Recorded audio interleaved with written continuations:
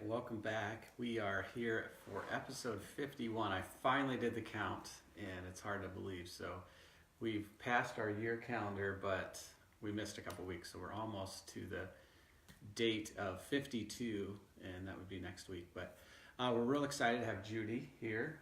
We are in Judy's home. It's very lovely and very comforting, so thanks for inviting us in, Judy. I'm just going to kind of open it up. You've been in Leo a lot longer than me. You've known Gateway a lot longer than me. So take us back to kind of your first exposure of Gateway Woods. They were looking for an administrator Okay. back in 1983. Wow. And my husband, who was Judy Gehring, applied for it. And he was talked to but the board members interviewed him. And then they said that we'll let you know in a couple weeks. Well, we got back in the car. We went back to Burlington, Iowa, where we were from. And on the radio came, "Send me, Lord." And I said, "That's it. That's the answer. We need to go." And they called shortly. And we came out. At that time, when we lived in Burlington, Brad lived just one block away. Mary Beth had just gotten married and lived across the block, so we all was in a 2-block radius.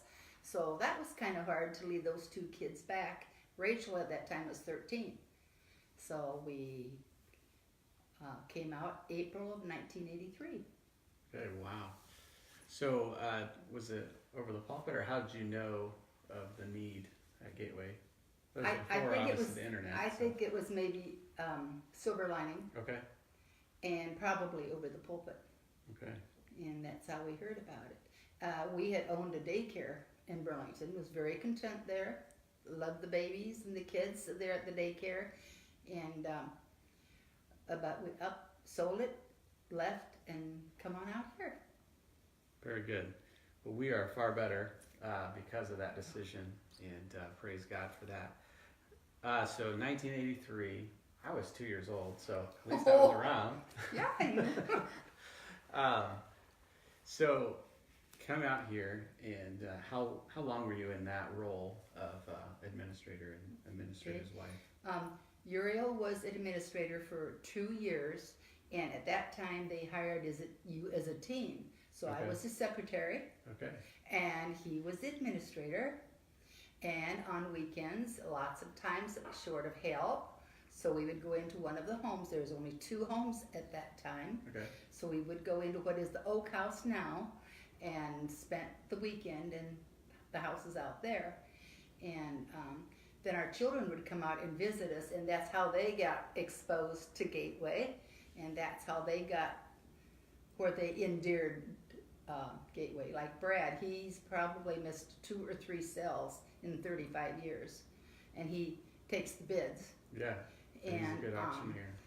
And Rachel was educational coordinator at Gateway, so we all, that's dear to our hearts. We love Gateway. Oh, that was back when the school was in the basement of the admin building, right? That was exactly. Yeah. Okay. So take me back to 1983, just from the logistics of the campus. You said the 2 houses, but was Nor Lane existing? Or how do you get onto campus at that point? Same way it is now. They didn't have the Circle Drive, though, did they? Well, there was I don't remember. Okay. I think you came in by the 2 new homes over there. Sure. And then came there. And the office was quite the office. It was in the garage. The utility garage? Yep. Okay. It was in there, and you didn't know anybody that came in that door until they opened the door, and there they were, right in the office. Very good. 2 rooms. Okay, wow. Well, thankful for growth, for sure, because it shows that there's more needs, and we're reaching those needs, hopefully, to a greater capacity. So those 2 years, and then what happened after that? Okay, then after that area was PR. Okay. And he loved that, but he had Parkinson's. And so then after maybe 1 or 2 years of PR, he quit, and that's when Tim Souter came. Okay. And so then I got the privilege to work with Tim for a while, and then then they hired a full-time, well, I was full-time for a while, but then after that, a different secretary. Okay. And so for several years, I didn't work at Gateway at all. Very good. So, how have you been involved in Gateway, for those that don't know, since actually being an employee? Okay. Well, I had been an assistant there for 8 years, and now I still get the privilege of getting to go over to the school and Yeah. work there. I love that. I get very attached to those children over Yeah. there, and I love that part of it. Also, Jan Bumgardner has me talk at foster meetings and Okay. adoption meetings, because I was adopted, Mm-hmm. and so therefore I can relate to some of those that are interested in, and I really love that. I love to share my story. Can you just share just a little bit of your story here today? Well, I was 10 days old Okay. when I was adopted, and of course my mother said she went to the hospital and picked me out of all those babies, so that makes you feel pretty good. And I always knew that I was adopted, but when I was in grade school, I went to country Okay. school, and one day we were talking about what our mothers almost called us, and I said, well, my mom almost called me Gloria. And my cousin turns around and she says, that's not even your real mom, you're Oh, man. adopted. And the kids just backed up like I had measles or something, and they didn't play with me on the playground for days, Oh, wow. not knowing what adoption Sure, was. yeah. But I was the first adopted baby in the Oakville church Mm. Wow. in 1940. So, That's pretty amazing. interesting. Yeah, I'm struck as you talk about that, the decision that your mother made and your birth mom made, and then the decision of you guys coming out. It's like decisions have impact, don't they? And thankfully we were able to adopt in that decision for our oldest, Josiah. Decisions don't make us better than anybody else. It's just being willing to step out in faith and praise God for that. So, Amen. so I want to thank you for making Oh. those decisions and being allowed to be used. I did get to meet my real mom when I was 42 years old. Okay, wow. Yeah, so that, a lot of people think maybe that's not the thing to do, but for me, that was the right decision. Yeah, So that, and it helps me to help the kids at Gateway that have been adopted, because I can talk to them about their adoption yeah, and what was it like, things like that, and they'll open up to me to let me know those things, just because they know I was adopted. sure. And I happened to talk at church one night about my story, and they were really interested in that. I had the attention of those kids that night. You heard it here first. Judy has street cred. That's Uh, what? I'll tell you later. Thank you. That means. It's a compliment. Oh. Anyway, do we have any questions from the field or comments? No. Okay. So we know that prayer is very important to you. So unpack that a little bit of like how just being able to obviously even see the school from your window here. How has prayer impacted you in your ministry for Gateway? I mean, behind the scenes. Well, when it really hits me, I pray for Gateway, but you don't pray as hard as when you've been over there. Just a while back, I was over there for 7 days straight, pretty straight. Wow. And I tell you, we have got to pray for those teachers and the administration of the school. It's just it's intense all day long. It's just not going in there and teaching a classroom. In fact, when I'm there, what I do is I go into the classroom sometimes so those poor teachers can come out to discipline those kids. Yeah. And it's one room, the next room, the next room. So I have learned that you have to pray very fervently for things. Just sitting here, it just goes, oh, well, there's a Gateway. Well, there's more to Gateway than that. Sure. It really is a ministry. But you know what? I've been blessed by Gateway much more than I've ever done for that place. Yeah. Well, that's the gospel. I mean, anything we think we can do double fold back to us in any facet of life. So, so to speak about the auction a little bit, obviously Brad, it's really impacted him. But for those that really, that's all they've been to, obviously Gateway's a lot more than that, but how has the auction really kind of impacted you? Just kind of seeing it. I don't know how many you've been to, but you've probably been to quite All a but few. 3, all Okay, but 2, wow. I think, or maybe all but 1. Yeah. Yeah. How has that changed over the years? And Oh kind of- my! Oh, when we first moved out here, we happened to get the church quilt Okay. back in 1983, and that's where somebody had gone ahead and put all the churches at that time on that quilt. Oh wow. Wow. And so my husband was very excited about that quilt, and he just thought we needed to have it. Well, they started out at $2,000. In 1983. It went to $3,000. Somebody bid $4,000. Uriel bid $5,000. We got that quilt. And it wasn't spread around at that time for that auction. We just thought, I think it took maybe, I forget what it took in that year, but it was just, we just thought that amount of money was just out 35,000 maybe, or I don't know what it Wow. was. That was a lot of money, and not near as many people were involved at that time. But now it is just so organized; it just goes so smooth. Different committees, different this. I get the privilege every year of being the volunteer at the where they come up and ask you questions. Okay. Where should Information this go? booth. Information booth. That's the name of it. Yeah. I love that because I see all the people. Yeah. Because they go right by me all the time. So for me, it's just like a reunion. It's just like a homecoming. It's really great. And so many people are so dedicated to that, though. I mean, there's hours and hours and hours put into that before they even come on campus Yeah. knowing what's happening. Yeah. No, it's definitely a group effort, and we're thankful that, I mean, God really seems to be a part of it, and we're Amen. thankful Yeah. for that. Holly go ahead. Klein is tuned in. She said Judy was our assistant house parent. She was with Joe and I through the good and the bad. Love you so much, and she misses you. Oh, thank you. Oh, by the way, talking about house parents. Yeah.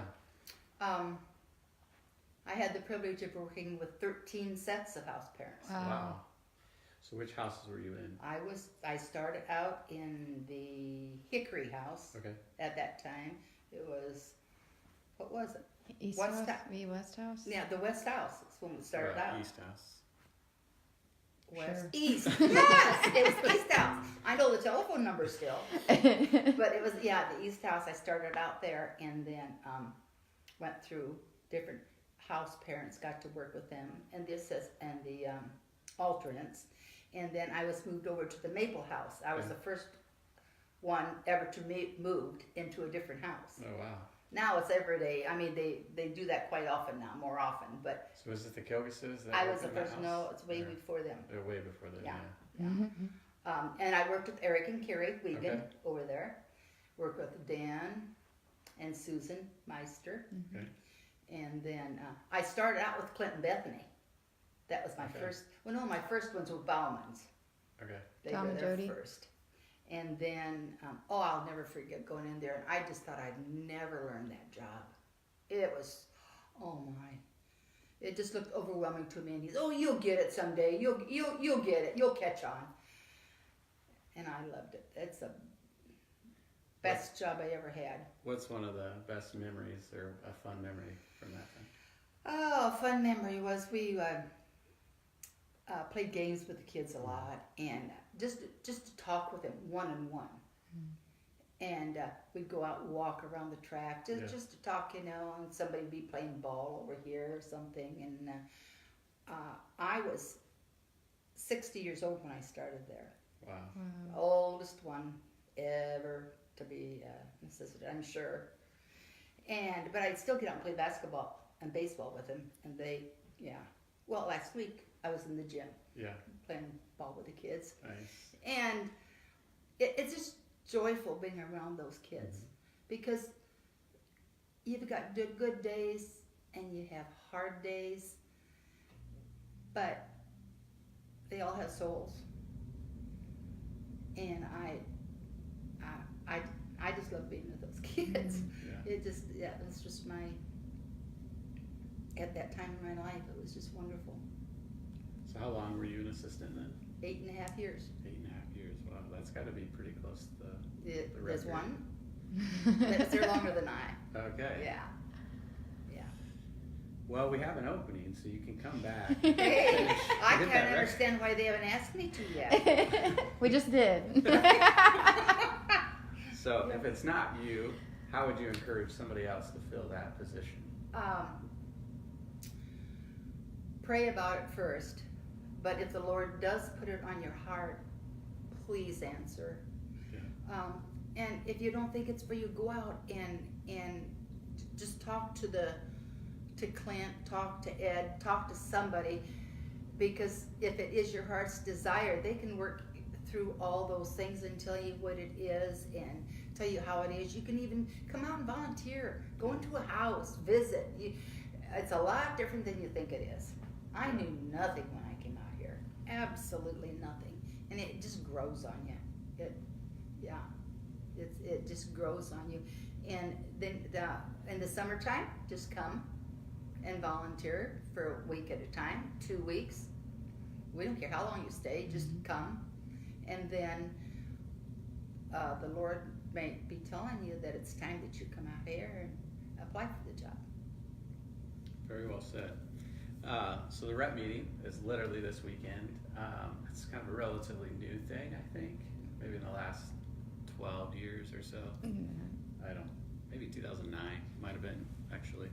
But anyway, speaking to that, obviously your son Brad, and I don't remember his wife's Brad name. and Ellen. Mm-hmm. So they're coming out, which I'm excited. Oh, yes. I don't think he's been out since I've been in this position. Oh, really? At least, maybe. I think he's been a rep probably 25 years. Yeah. And I think maybe he's missed 2 or 3.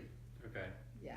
I've only been in this position for about 3. So. Oh, well then. Yeah, and he Yeah. got busy with his work. And Sure. then, yeah. So excited to see him again. Excited to see really everyone. But speaking to the rep meeting and kind of just from your perspective, what you know about it and kind of that. Okay. I can speak on that because when I did work at Gateway, I usually had weekends off. And so when the rep meeting came up, I would go to those rep meetings. I don't know, maybe I've missed one. Okay. All these years. It is very informative to know what is going on. They will take you to different places, like you start out at the school, and then you go to different homes, and you will have breakfast at one, and then you go around to the different homes, and they'll talk about different things. Like in past years, it was at the school would be one, and you talk about the school. They've talked about adoption. They've talked about foster care. They've talked about the different houses, what goes on in a house. And the thing that I think is wonderful is they take you to those houses. You get to actually see what a house looks like. If you have any questions, you can ask the house parents, and they're more than willing to open up and tell you what it's really like. Yeah. So it's a very informative and interesting day. Yeah, well, I appreciate that. You're planning on coming this year too, right? Oh yeah. Very good. Very good. Yeah, it's going to be a little different this year because we're actually going off campus for one of them. Really? It's going to the new Willowbridge facility for a tour. Yeah. Oh, So, that'll be great. Yeah. Yeah, I don't really have much else. You've done a really good job. Is there anything else you would like to share or kind of add to our conversation? Just keep praying for Gateway. Yes, there is one other thing. Pray for the house parents. You know, when you come to church here and you see them going around and things like that, that's not a normal day for those house parents. The house parents, they're very involved with all the children. Each one individually they are involved with, plus their own families. So we need to pray for guidance for those house parents, for guidance with their own children, that the Lord will bless Gateway, and that we can continue to be a God-fearing ministry. Amen. One more comment came in here from Tammy Herman. She says, "My favorite assistant ever. Love you, Judy, and you look fabulous." Very good. So thanks again for tuning in. Also another prayer request for the rep meeting this Saturday, just for safety for those coming and going, and just really for the speakers, and just it would be a great day that would honor and glorify God, and really just kind of give more insight for what Gateway is, where we're going, and where we need to be. So thank you again, and we'll see you next week.